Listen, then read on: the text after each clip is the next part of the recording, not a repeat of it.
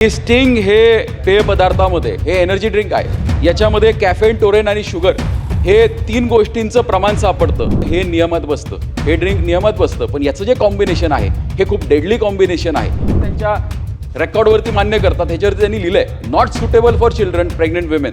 म्हणजे एवढं असताना सुद्धा सर्रास स्टिंगचा विक्री ही शाळा परिसरामध्ये केली जाते. आणि सगळ्यात महत्त्वाचा अध्यक्ष महोदय, जर एखाद्या 18 वर्षाखालील व्यक्तीला जर स्टिंगची विक्री झाली तर त्याच्यावरती आपण लीगल ॲक्शन कोणते घेणार का? कारण तसं पाहिलं जर हे कॉम्बिनेशनचा अभ्यास केला तर दारूपेक्षाही घातक स्टिंग हे आहे.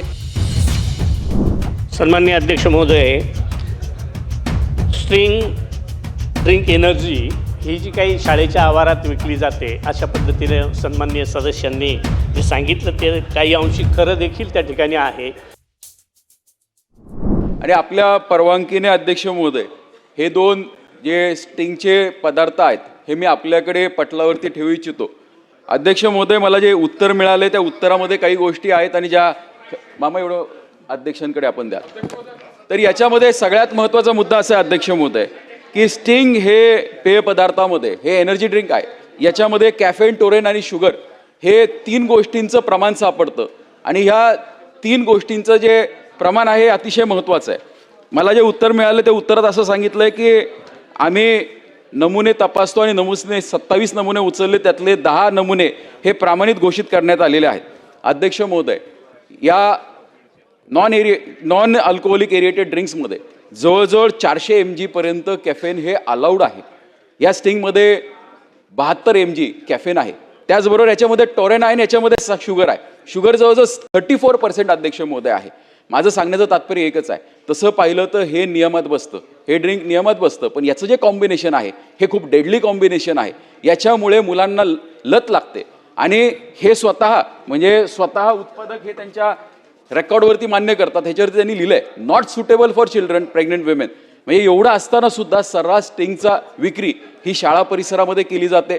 आणि हे थांबवण्यासाठी सरकारने एक अध्यादेश सुद्धा काढला होता. अन्न व औषध प्रशासनाने 3 ऑक्टोबर 2024 व 17 जानेवारी 2025ला अध्यादेश काढला होता. त्यानुसार हे सांगण्यात आलं होतं की आम्ही काही पदार्थ हे ताब्यात घेऊ आणि त्याची तपासणी करू. दुर्दैवाने अध्यक्ष महोदय, हे तपासणी केली तर हे क्लिअरच येणार आहे. माझी आपल्यामार्फत सभागृहाला एक विनंती अशी असणार आहे, मी पॉइंटेड 4 प्रश्न आपल्याला मंत्री महोदयांना विचारणार आहे की स्टिंग हे घातक आहे हे स्वतः कंपनी मान्य करते.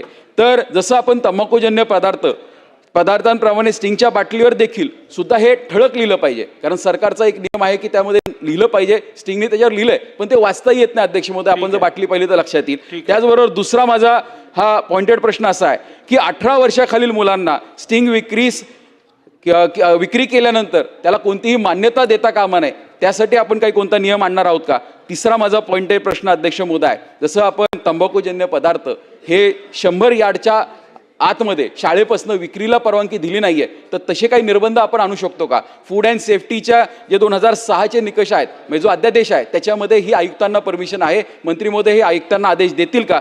त्याचबरोबर माझा चौथा पॉइंटेड प्रश्न असा आहे की स्टिंगची जी धोकादायक आहे याची माहिती फलक हे त्या विक्रेत्याकडे आपण लावायला त्याला सांगणार का? आणि सगळ्यात महत्त्वाचा अध्यक्ष महोदय, जर एखाद्या 18 वर्षाखालील व्यक्तीला जर स्टिंगची विक्री झाली तर त्याच्यावरती आपण लीगल ॲक्शन कोणते घेणार का? कारण आपण कायद्याने याच्यावरती निर्बंध आणू शकतो. हे निर्बंध आणण्याच्या दृष्टिकोनातून मंत्री महोदय आपण काही पावलं उचलणार आहोत का? कारण तसं पाहिलं जर हे कॉम्बिनेशनचा अभ्यास केला तर दारूपेक्षाही घातक स्टिंग हे आहे. याचे ॲनालिसिस सुद्धा झालेत. दुर्दैवाने एक निकष पाहिला तर प्रत्येक निकषामध्ये ते बसतं. त्यामुळे हे आपण 4 गोष्टी करणार आहोत. मंत्री महोदय, सन्माननीय अध्यक्ष महोदय, स्ट्रिंग ड्रिंक एनर्जी ही जी काही शाळेच्या आवारात विकली जाते अशा पद्धतीने सन्माननीय सदस्यांनी जे सांगितलं ते काही अंशी खरं देखील त्या ठिकाणी आहे.